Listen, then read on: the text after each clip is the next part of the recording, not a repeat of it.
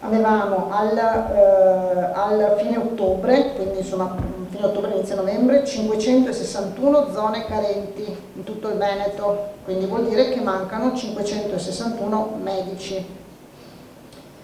Abbiamo fatto le varie procedure, siamo riusciti ad assegnare 116 zone carenti,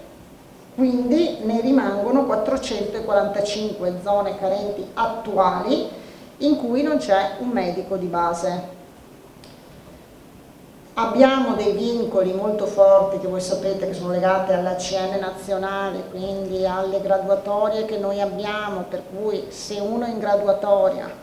si apre quella zona carente, quella persona per 1000 motivi non partecipa a quella zona carente, rimane in quella posizione in graduatoria, non è che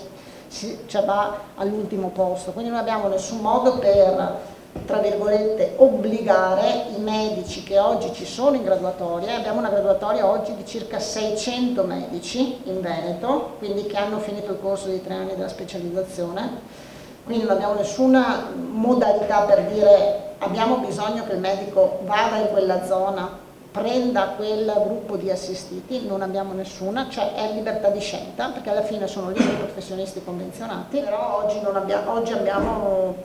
oggi per assurdo noi abbiamo pacchetti con zone di 1500 assistiti, quindi con il massimo che si potrebbe, in cui non troviamo nessuno che accetta, e oggi abbiamo anche situazioni dentro medicina di gruppo, quindi anche un contesto organizzato diverso rispetto all'ambulatorio singolo, come insomma era un tempo, in cui lo stesso non troviamo. Oggi c'è una questione molto più articolata che va anche nel fatto che a loro possono scegliere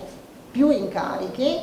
quindi non so, essere il medico USCA, fare un incarico dentro una casa di riposo, fare qualcos'altro e aspettare che si liberi, non lo so, la posizione della zona, quindi è molto complicata e articolata. Cose che abbiamo evidenziato a livello nazionale, che ci auguriamo insomma vengano recepite e trovino nella nuova riorganizzazione della medicina territoriale, quindi case della comunità, DM71, insomma tutto quello che abbiamo già sentito, abbiamo parlato, anche modifica CN, anche insomma qualcosa insomma che vada incontro a queste esigenze.